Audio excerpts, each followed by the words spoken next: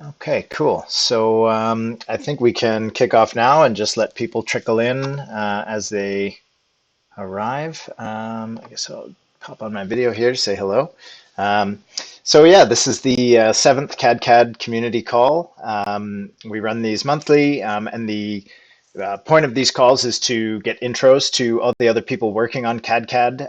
As we most of us know, this is a new tool, new technology that there's a lot of work being done to shore up both the functionalities of the tool and expand all the models that currently exist. So this is a space that we can come together and get to know other people who are working on models, what people are interested in modeling, where there may be synergies or overlaps with what's already been produced, and trying to get more knowledge sharing and awesome use cases out there in the cadCAD community.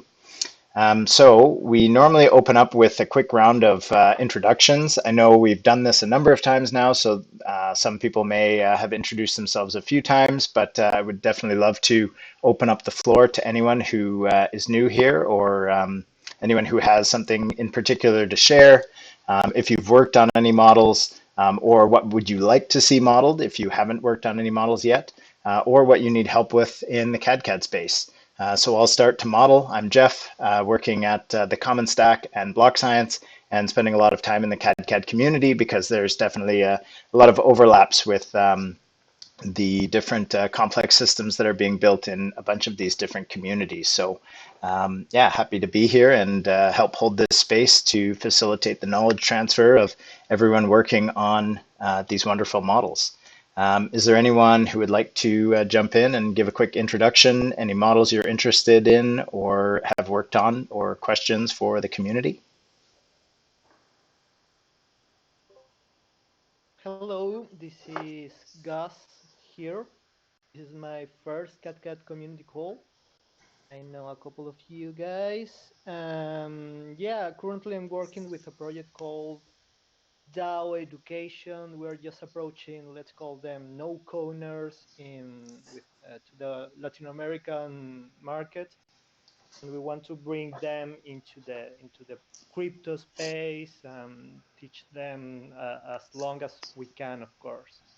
We're just starting this project. I love what you guys are doing at cadCAD, and I would love that at some point we introduce cadCAD models into our program. So just want to approach more with this community. I'm starting to do my cadCAD education model myself. So just at the very beginning, and that's it.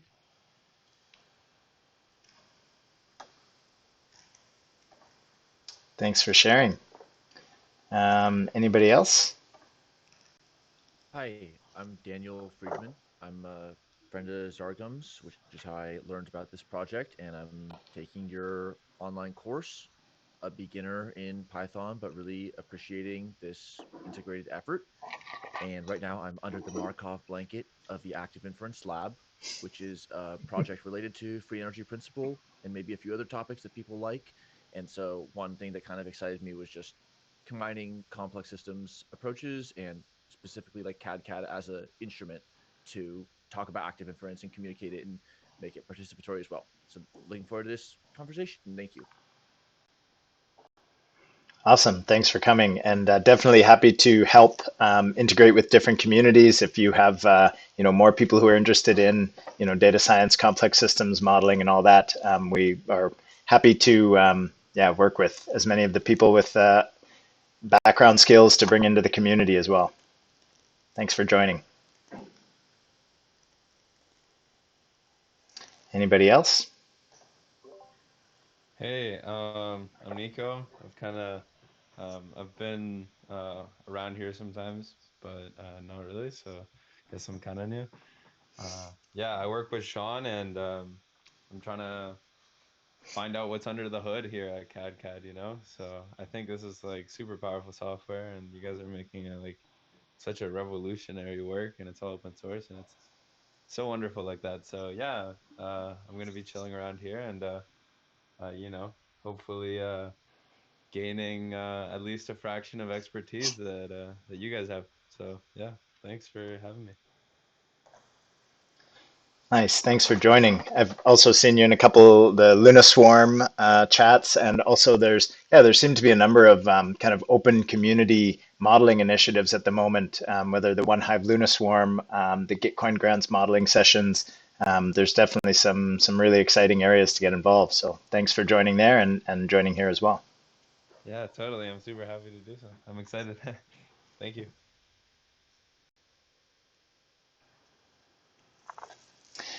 Anybody else before we head into the presentation round of the call?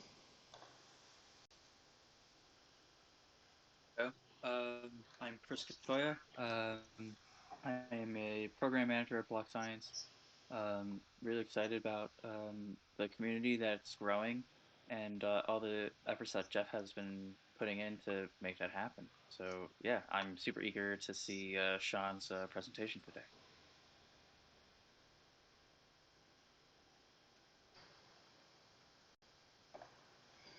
Awesome.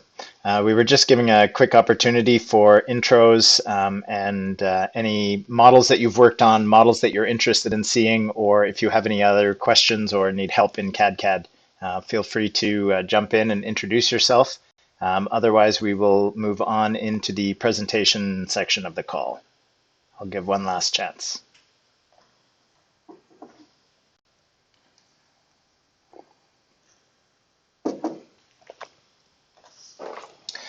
Awesome. Okay, so yeah, we'll kick off into the next segment of the call where we'll have Shawn Anderson presenting the cadCAD modeling that he's done on the Token Engineering Commons Hatch. So this is basically the initialization of a DAO using the Common Stack design pattern, so the augmented bonding curve and the conviction voting DAO. Although the hatch is, well, maybe I won't take all the thunder away from you, Shawn. I'll let you jump into it and show everybody all the cool stuff you've been working on in the cadCAD model. Thank you so much, Jeff. Yeah, I was just going to jump in when you started saying bonding curve and conviction voting, because that is the key piece that the TEC community is sort of innovating on. We had a shift. So we were planning this big launch. The TEC community was going to launch bonding curve and conviction voting and do the hatch. And there was, it actually came from the legal working group. There was a requirement to sort of slow things down and have a phase 1 and a phase 2 of the hatch so that there can be this initial sort of buy-in, like hatchers can all co-vest and make an initial DAO. And then that DAO is actually the legal entity that's going to launch the bonding curve and the conviction voting. And so this just completely simplified things on the legal end. And that was the initial push for this.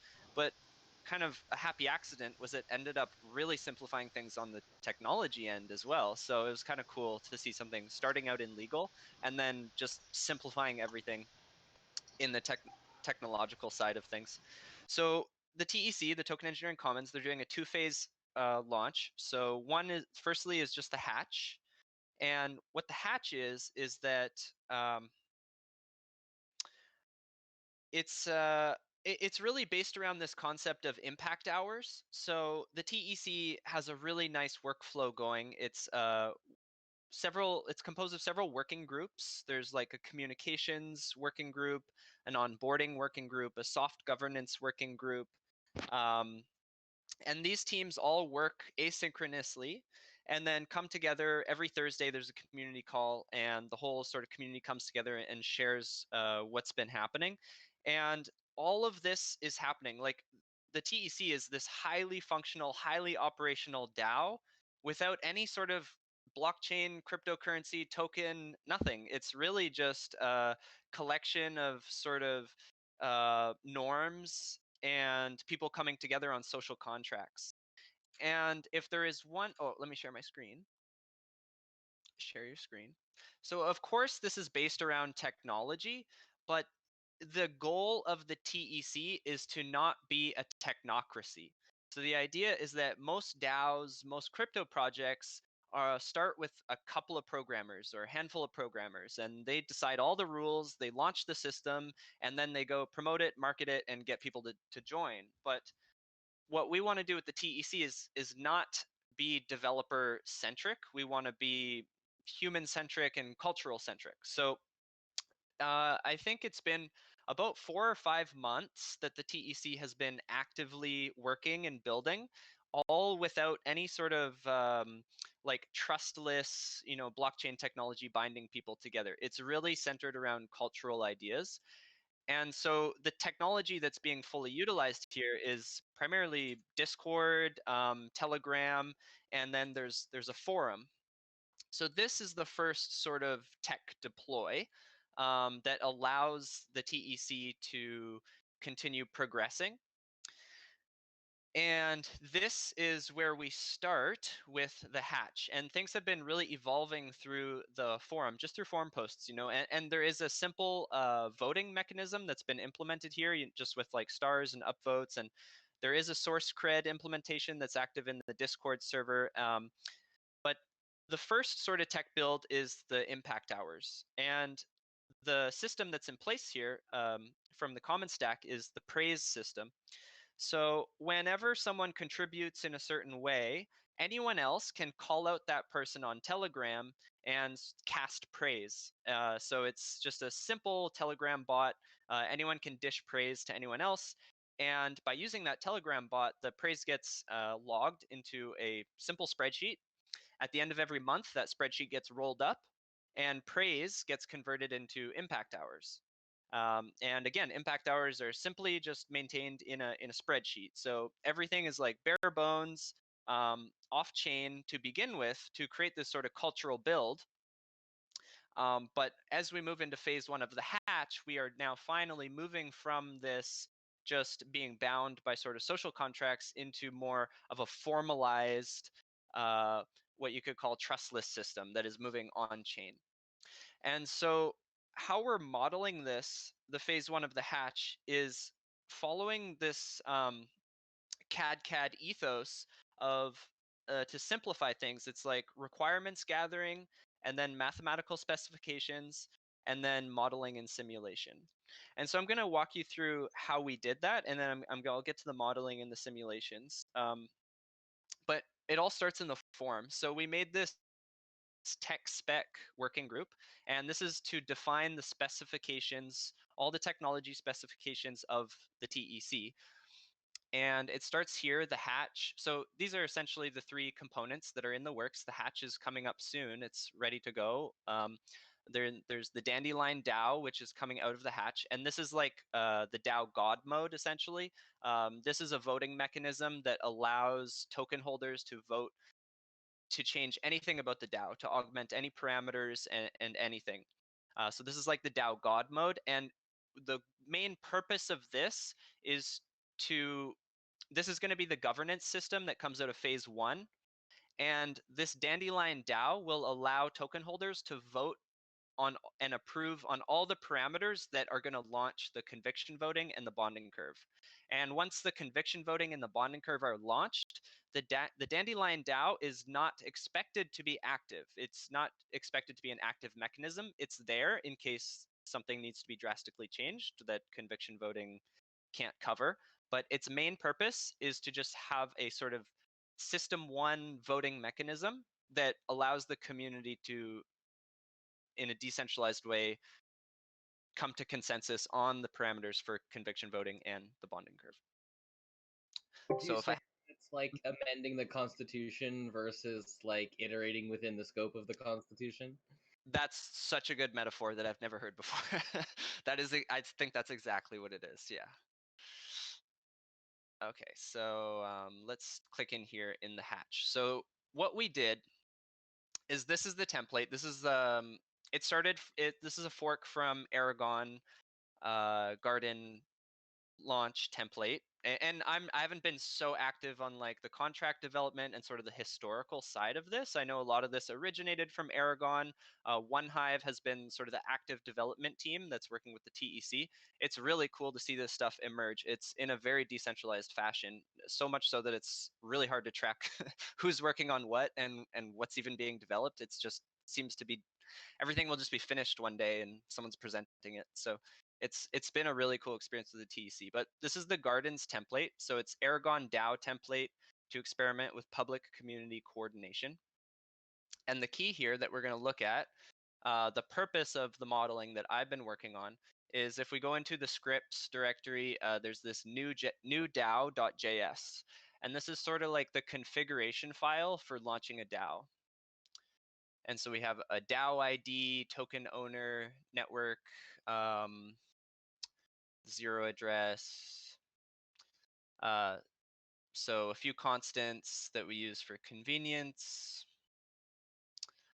So we can see here, this has remnants from OneHive. So it's talking about the collateral token name is honey, collateral balance, org token name, org token symbol. Okay, so now we're getting into the juicy stuff, which is the Dandelion voting parameters. So we have support required, minimum acceptance quorum, vote duration blocks, vote buffer blocks, vote execution delay blocks, tollgate fee, pre-sale goal, pre-sale period, open date.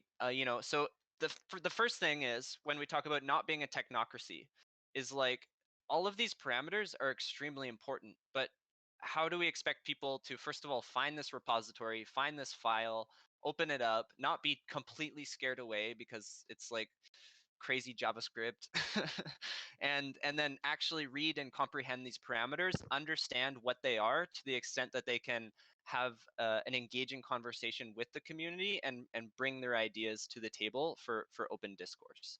So this is sort of like the requirements gathering phase. So what we did, this is this most of what I'm talking about, this initiative is led by Griff Green. That this is really, he's had this vision and he's been really good at sort of sharing it to the community to the point where it's become a decentralized movement. But yeah, this is definitely coming from all the work that the Common Stack has done. Jeff, of course, on this call, and a whole whack of other people. So moving into the forum post, this is the technological specification. So for every single individual parameter, we made a forum post. So let's see I think if I open up this one, hatch parameters, general discussion. Yeah, so here, this is pretty cool how this is organized. So this is just laying out this idea that we need to flesh out all these parameters. And how we did this, actually, we launched a DAO, a test DAO, back in maybe November or December, and we just used the default parameters and we launched the DAO, and it had there was a maximum one test die that you could invest. So it wasn't real, there wasn't a lot of money on the line here, but we just wanted to launch this with the default parameters, see if it works, get an idea of what it feels like, and then we have something that we can bring back to the community. So we laid out everything here, how that test hatch went, and then we said, okay, based on this information, it's time to flesh out these parameters and explore them. So we made a deep dive forum post on every single parameter. So there's the hatch goal, the hatch time limit, the hatch return. So what happens if the hatch is aborted? Do all funds return to co-vestors, or is there some portion that we want to keep? So C-stack ratio. So what we're doing here, because this is an initiative, this is an instance of the common stack deploy, for the phase one of the hatch, only C-stack token holders have the ability to actually invest in the hatch itself. Because what the hatch phase one is trying to accomplish is to create a very tightly integrated, aligned community who is all on the same page. We're not trying to attract external investors here. We're trying to pool funds to sort of bootstrap this initial phase one, and then in phase two, the bonding curve opens up the external investment for anyone in the world to invest into this community and the token. So we have impact hours, you know, what kind of formula are we going to use to pay out people? What's the impact hour rate going to be based on how much we raise? So for every parameter, um, we've made a specific forum post that fleshes it out. And this forum is like always evolving. It's interesting to see the structure right now. It's different than last time I looked at it. So this will be a very nice artifact post launch to completely sort of future common stack deploy.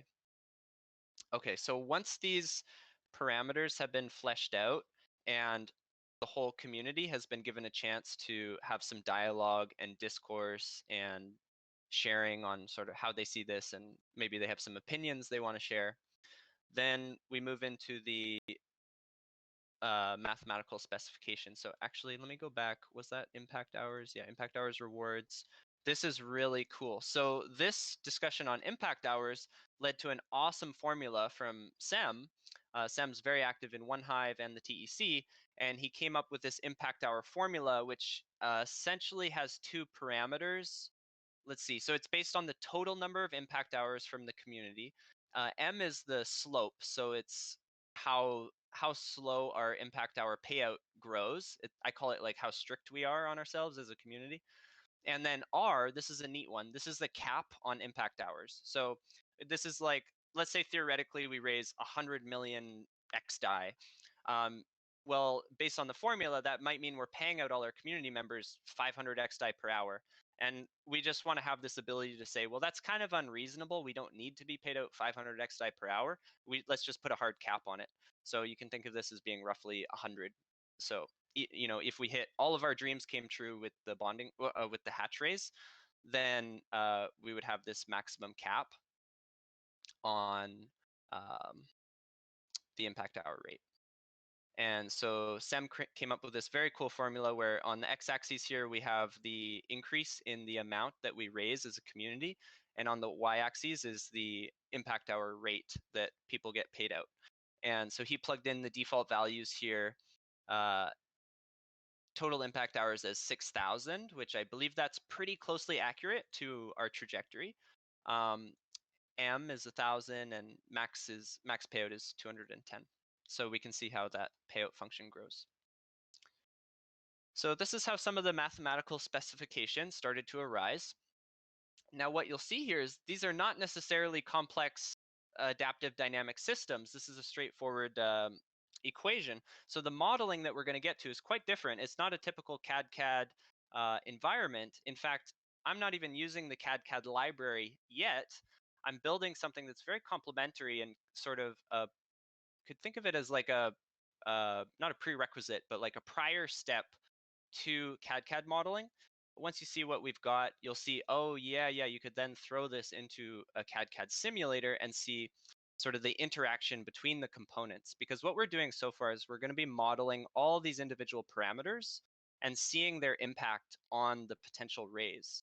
And I think the next step for this would be to consider the interactions between all these parameters and all these different components of So the I would raise. comment that with what you're describing here is very much what the Block.Science team does with the mathematical specifications, where you're building lots of little input output logical pipes and defining them locally and as legibly as possible. There are lots of little algorithmic policies, and that when you put them together into a cadCAD model, you're asking something about what would happen when you put these things together under different circumstances. So you can't really do the cadCAD coding thing if you haven't first done the like logical modeling and then like understanding all of these little input output pipes as bits of if this then that, because if you just put a bunch of random stuff in a cadCAD model, then you're just getting a what if that you don't understand. So if you haven't put together all the parts and understood them individually, you don't get the same utility out of putting them into a complex adaptive dynamical model and seeing what might transpire. That's all. It's so awesome to hear you say that, because that's been my intuition, and that this is such a nice, like, all of this work needs to come first. Like, to try to jam all this into a cadCAD simulator without fleshing out the individual components it would just be confusing. It would be so hard to figure out what the actual results mean and where they're coming from. So Pretty it's sure nice. Barlin wants to hug you right now. What's that? I'm pretty sure Barlin wants to hug you right now. Oh. Awesome. Okay, so what we did here, this was like months of work, and kudos to Jake in the TEC. He was just on people, check the forms, check the forms, check the forms. And because it really is that we're trying to really drive community participation in this. And if you guys see this, I can link, we'll get this linked because Sem made a really cool little simulator here. I think I'll just link. Yeah, this is cool. Desmos.com. You can like plug in simple math formulas and just whip them up. I think I'll link this. Discord. Oh, too many things. Okay, I'm gonna. Oh, there it is. And cadCAD community. Sweet. Okay, so yeah, moving on. So we have all these to play with, and so what this inspired me to do is I felt this need for an more interactive development sessions in the TEC, because there were so many working groups doing so many things, but it was almost too extreme. Like, we don't want to be a technocracy, so there was always these like soft governance and communications teams and everything, but for me it was like a bit extreme. There was like almost an aversion to the open technological development. So I wanted to make a middle ground. So I initialized these lab sessions every Friday, and those are going every Friday in the TEC. And so that's here. There's a workspace, and I'll just share this as well in the community here. And so how we've utilized these labs is we did a series at the beginning on just sort of onboarding people into the token engineering mindset and environment, general, just kind of data science stuff, like going over GitHub, Python, Jupyter, simple stuff like that. So we did like a 3-part series, and then we just moved right into utilizing these lab sessions to doing some modeling on these hatch parameters.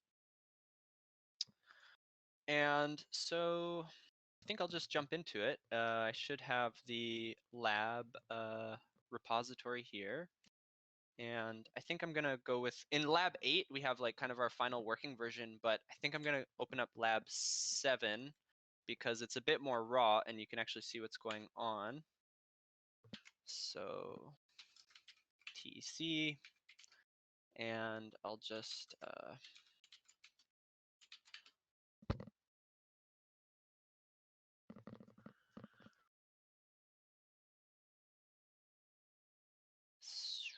okay, TEC lab 7, and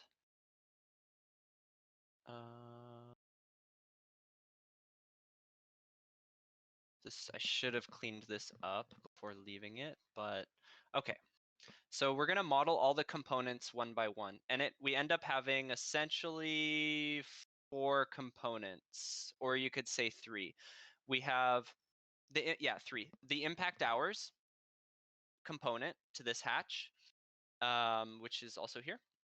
And we have, this is the actual hatch. So we're gonna go over CStack token holders and how much they can actually invest, and how that could result in various funding pools and hatch tributes. And then this is my favorite part. This is the Dandelion Voting configuration. It's also the most straightforward. But I'll go through this one by one. So this is using, and I think my goal here is to really bring light to a whole ecosystem of tools that is the PyViz ecosystem.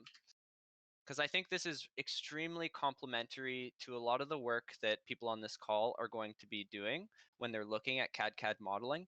So dashboard. Okay, this is, so Voila. I know Danilo just shared something about Voila, which is a way to sort of launch apps straight from Jupyter Notebooks. And what you're going to see here with making these sort of interactive widgets is, oh, let's hope this runs. Let's run this. Is this library Python panel. And panel is a very high level dashboarding library for sort of stringing together visualizations and adding interactivity to them. And it pairs really nicely with there's sort of a full stack of tools. It starts with a primitive, like a visualization primitive called bokeh, which I'm sure most of you have heard of. So that's a visualization library. On top of bokeh, there is a library called HoloViews, and it takes a totally different paradigm towards data visualization. And I love how they put it here. It says, stop plotting your data, annotate your data, and let it visualize itself. So what this means is this library knows how to visualize data based on the axes labels, index and column labels of a data set. So it works really nicely with pandas, with higher dimensional data like X-array, network X, things like that. You never, it's a completely different paradigm from something like matplotlib or plotly, where you're always passing in your data structure and then telling the plotting library what you want to see. In this case, HoloViews is actually a data structure. It's a lot like a pandas data frame. It's a data container. A HoloViews object is a data container, and so you can like instantiate it from a pandas data frame. And then once you have this HoloViews object, it knows how to plot itself. You don't have to really tell it anything. You just kind of invoke whatever visualization you want to see. And so it makes visualizations really easy. And it has also in it built in a two-way communication system. It uses WebSockets, so you can link HoloViews plots very easily, and that's what allows us to get, it's the same mechanism. It's actually all from an underlying mechanism called Python param. And I think this is the greatest kept secret in the world of Python development. This little simple library called param, I think it's just one Python module with no dependencies. And what it does is it allows you to parameterize a Python class, which means that when you give that class attributes, you set those attributes to param objects, like types, essentially like numbers or booleans. And say you set a to a number, then you give it a default, you give it bounds, and you can give it a docstring. And once you have these like parameterized classes, they know how to turn themselves into widgets. It's the same concept of HoloViews. Stop plotting your data, annotate it, and let it visualize itself. Because if you have a parameterized Python class, then it just you get these widgets for free. You just print, essentially you display this object in Jupyter Notebook, and it'll know how to render itself with these widgets. And that's what we've done here. So we're making this impact hours data as a parameterized Python class, and it's just got so it's got predicted hours and total impact hours. Let's see if this is working. I think honestly, you guys, I updated my Jupyter Notebook, Jupyter Lab, just the other day, and this stuff just stopped working. Like this just happened yesterday, so it might be connected. I was just in the cadCAD sort of development call, and there was this issue going on with Jupyter Labs. And I wonder if there's been an update, because this is really sad for the demo, but okay, so what should happen when I move this slider is what I've done here is these are the impact hours, cumulative impact hours of the TEC. And so up until this point, January 15th, this is real data. This is real impact hour accumulation. And what you see here in the blue line extended is the projected impact hours. So if the trajectory continues as it had, then we will have this blue line of impact hours. In green is sort of the optimistic case. This is like curving. Instead of having an exponential growth of impact hours, it would be better to have a linear growth. So if we had this linear growth, that we call that the optimistic case. And then I'm saying the predicted case would be somewhere in between historic and optimistic. And so that's what we get with this orange line. And then what I do is I just take like a linear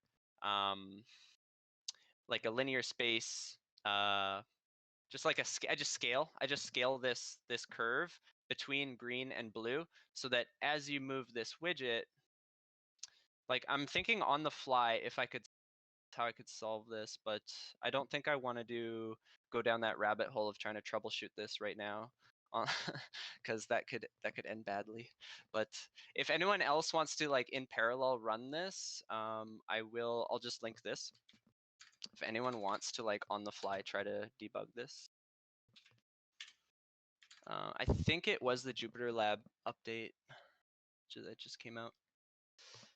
So this should be an interactive widget. Anyways, we can say, and the goal of this whole project is to have this template, this parameters template, and remember this all maps back to everything in this hatch configuration file.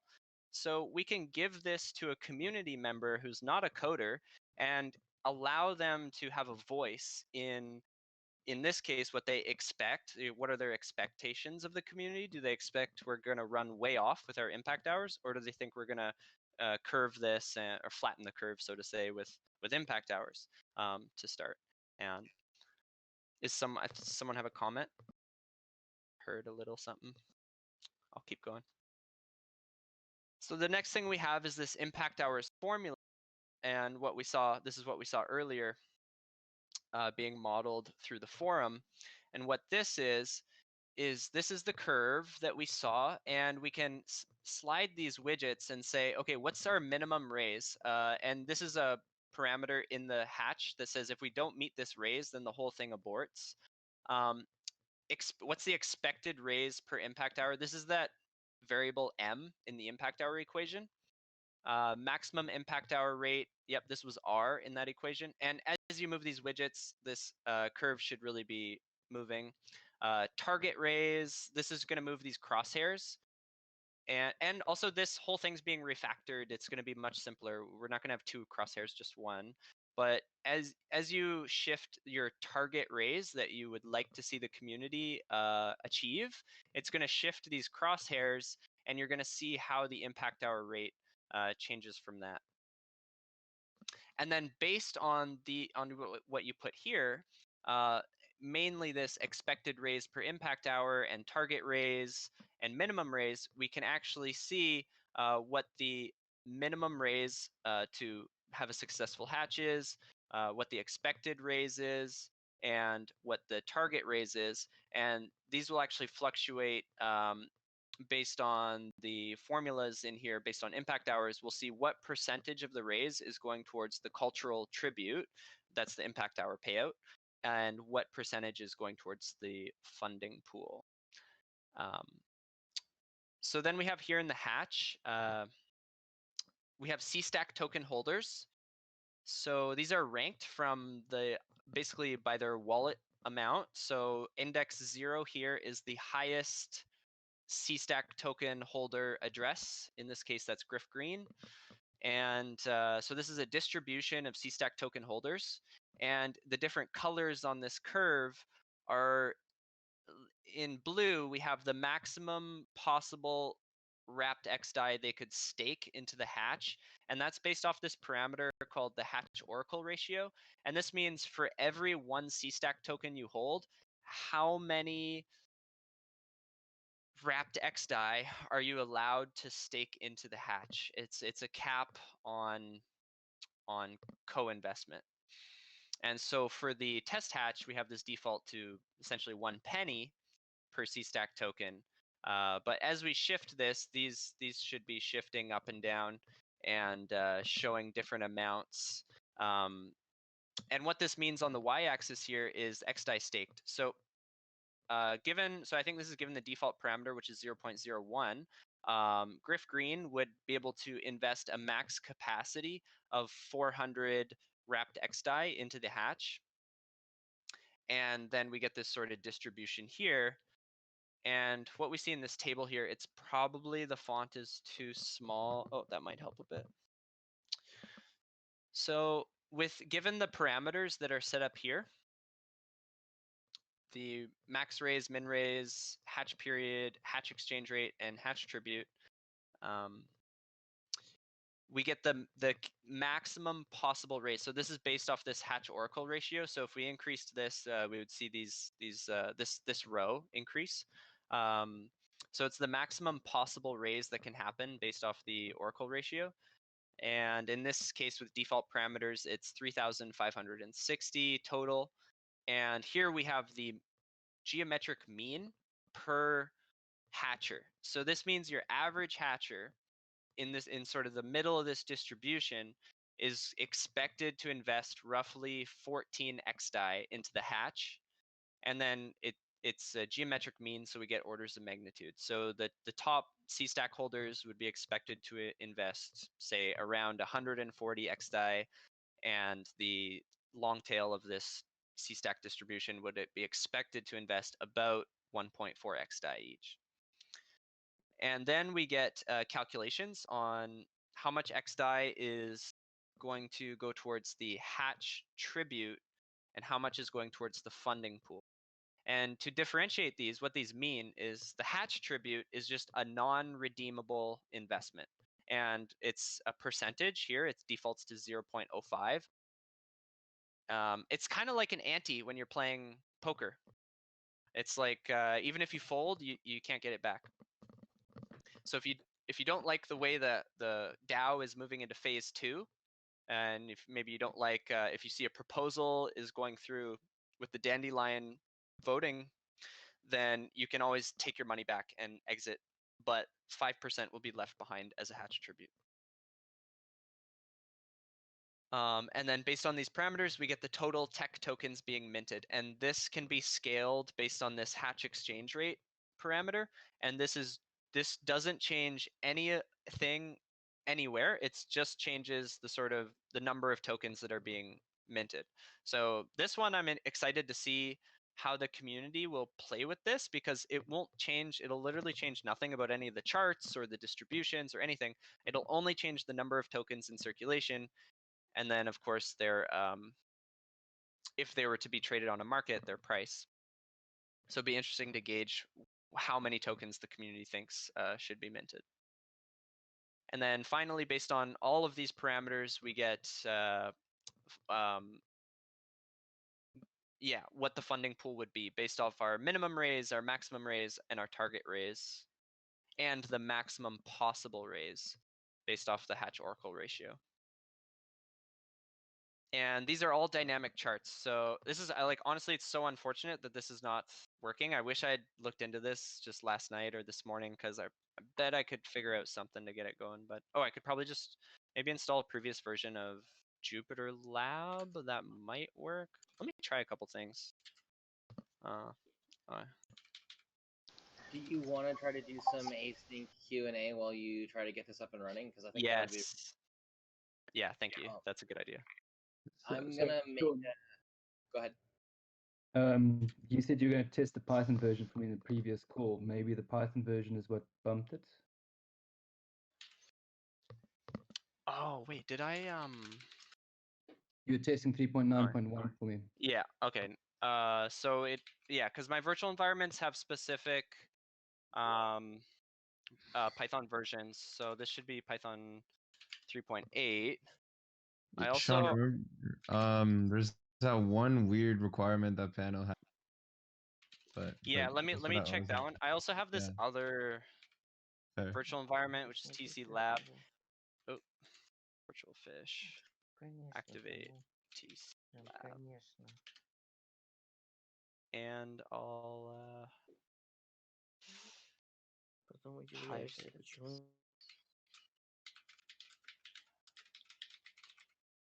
Oh, I think it's on the README. Yeah, the requirements file in that repo also has a lot of duplicates, which are contradicting with each other. It's almost like someone appended to the requirements file instead of overwriting. Oh, geez.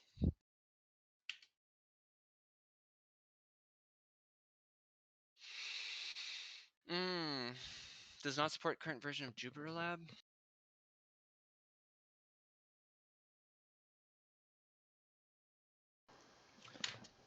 The curse of live demos. Yeah. So what I was gonna suggest because we have a lot of people on, if you wanted to try to take a minute and sort the dependencies by sort of just switching back to old versions, we could. I was gonna invite Barlin if he wanted to talk about how this kind of work connects to the cadCAD modeling, because within our team we do quite a lot of math specking, both analytic work and sort of checking little individual mechanisms before we wire them up into cadCAD, these dynamical systems models. And I thought he might comments about how the work relates to each other so that it's relevant to people who came for the cadCAD call.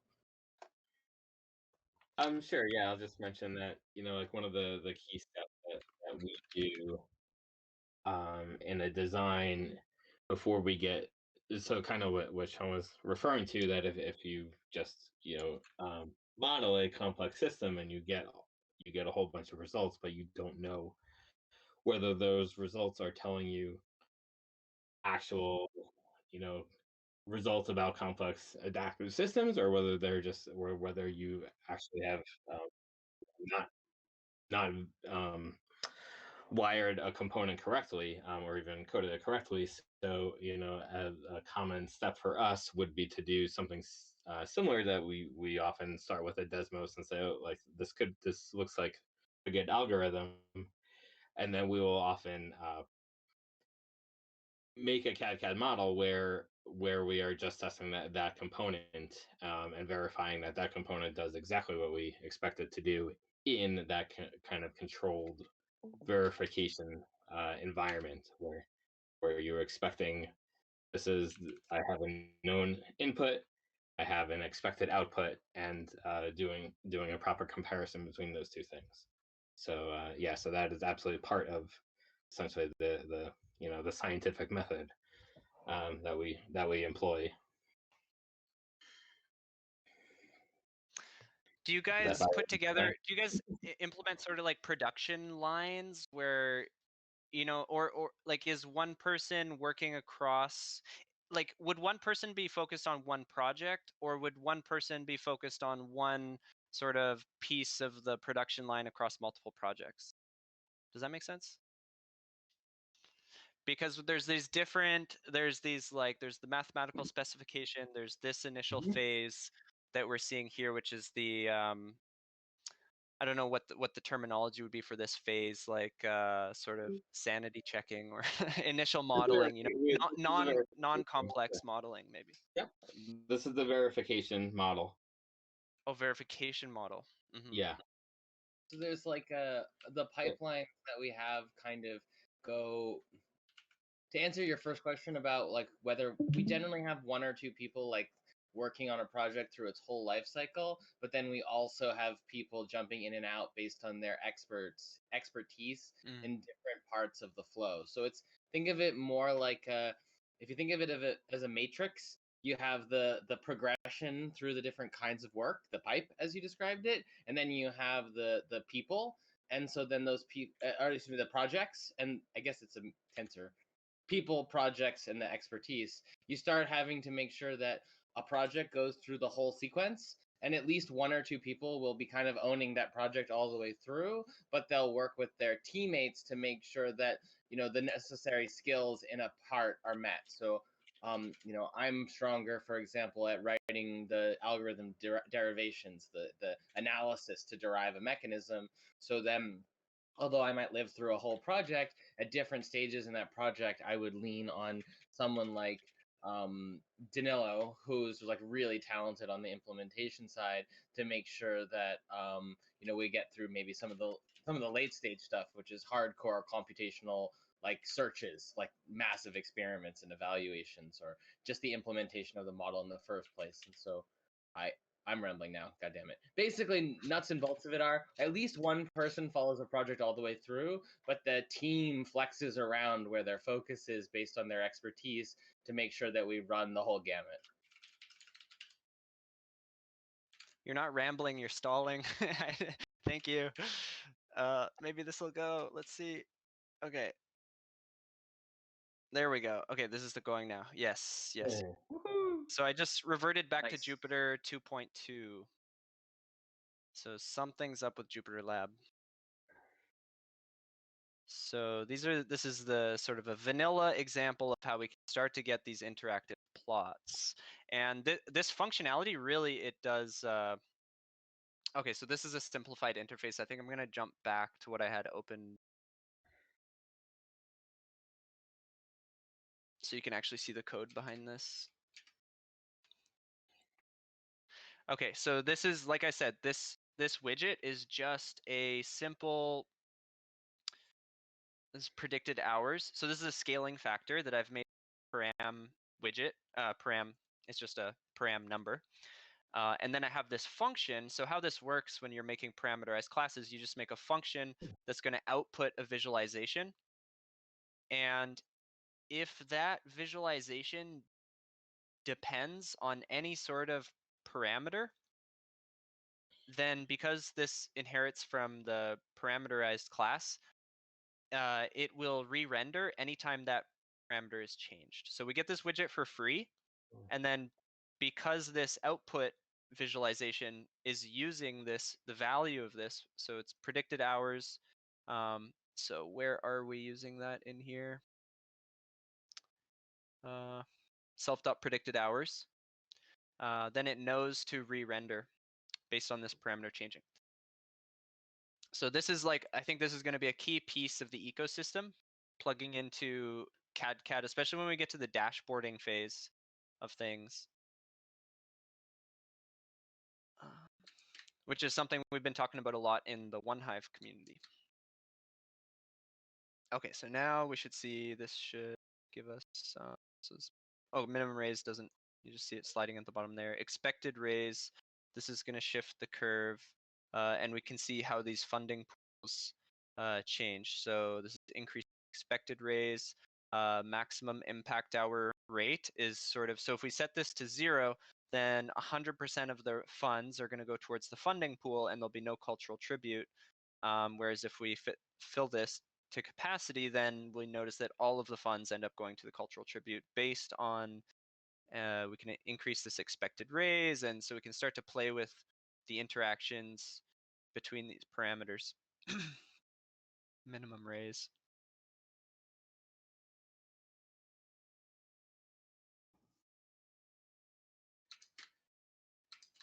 Okay, so now this should make more sense. So as we increase this hatch ratio, you can see just basically the y-axis here is scaling, which means each C-stack token holder, it's the same distribution, but each holder is allowed to invest a higher amount. And I've made these are simply scaling factors. And so what else can we play around with here? So that, yeah, and the key here is what I'm trying to build is something that inspires people to really play around, because there's so many dynamics here that are, like, just for me to comprehend, are quite confusing. But I know if this was in the hands of all the community members, there would be various different people would pick up on different dynamics. And so I noticed we're almost out of time. The final piece of this is really cool, is Dandelion Voting. So support required. This, there's been so much confusion in the history of DAOs on what these two parameters actually do, and it took a long time for me to actually get it. And the process of making this visualization helped a lot. So what we have, support required, is the percentage of tokens that vote that need to vote yes. So we can set this up to 90%. So what we have on the x-axis here is total token votes, and on the y-axis it's yes token votes. And so this boundary between green and red becomes the boundary between a proposal passing or failing. And when I talk about this stuff being really complementary to cadCAD modeling, it would be so awesome to like have this as kind of like a backdrop, and then we could simulate the voting process and see it rendered over time. You could get this kind of curve that would, you could imagine a highly controversial vote would like oscillate between passing and not passing, depending on the parameters of the how the vote are set up. I don't think it would oscillate back and forth, because I think when a vote enters the green area, it passes. I don't think it has to persist there for some time. But again, clarification on the parameters is so nice, and remember that each of these parameters has a corresponding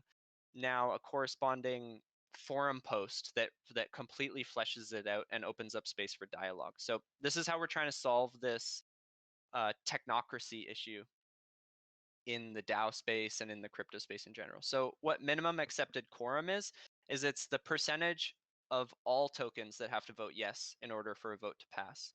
So this visualization nicely allows people to develop some intuition around what these parameters, how these parameters are going to shift this Dandelion voting instance, because the green space is where a vote passes. And this is my favorite parameter. This is the rage quit hours. This doesn't change the chart, but this is like if the vote passes, so essentially if the DAO is moving into phase 2, this is the number of hours people have remaining to abort and take their refund minus the hatch tribute. So Awesome. yeah, thanks everyone for tuning in. I feel like I feel like I had a nice conclusion in my head, but I've kind of lost it. But I hope this inspires you to mainly just check out this panel library. This is going to be huge in the ecosystem, all open source, made by good teams. And this comes under, really it all rolls up to this guy, Travis Oliphant. If you don't know Travis Oliphant. So he's the creator of NumPy, SciPy, Anaconda, everything, all these things, and he funds, his organization and his sort of network is largely behind this ecosystem of tools in the PyViz ecosystem. So this is a pretty cool rabbit hole to go down. Just an aside, leave you with. And is there any questions or anything else?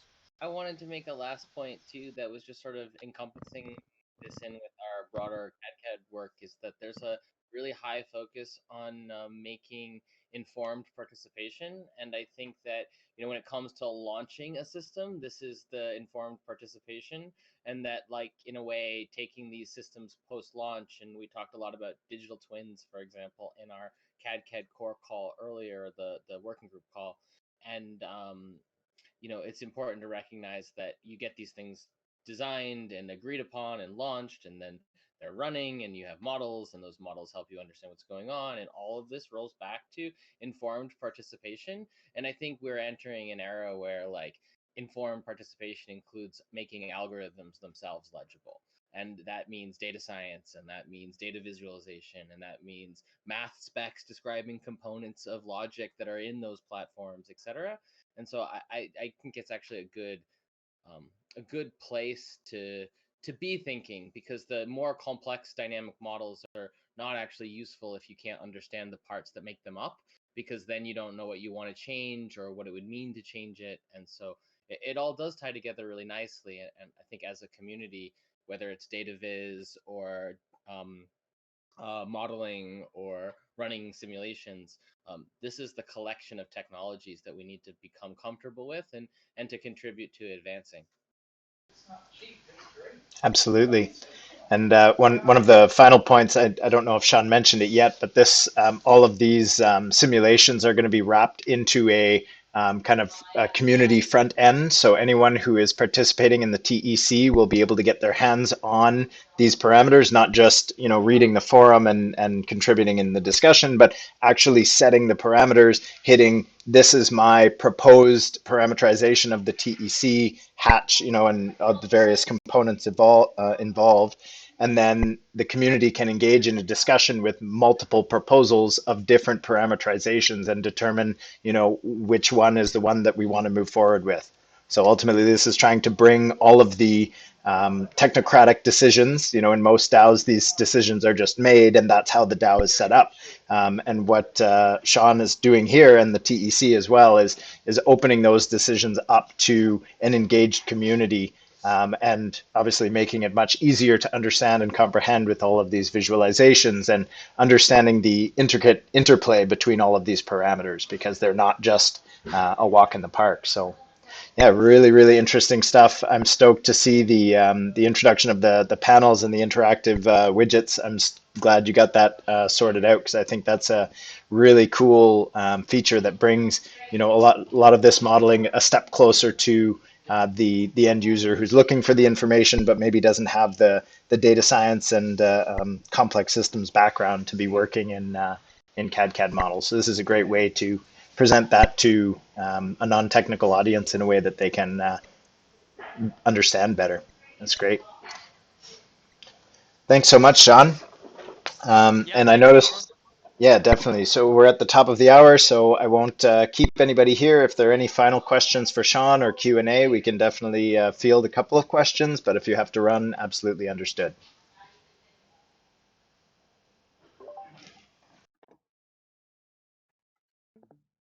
So. Thanks, guys. Cheers. Thank you. Bye, guys. Thank you. Thanks so much, everybody. We'll see you in the next call. Thanks, Shawn. And for anyone who is interested, we do have working groups that are taking place on a weekly basis. Feel free to drop into some of the other Discord channels if you're interested in engaging either with the core tech or education outreach or infrastructure admin. I can send you some more details in the channel there. Thanks very much. Catch you later. Thanks a lot, Jeff. Take care. Yeah, thank you, Shawn. We'll chat soon. Yep. Yeah. Bye, everyone.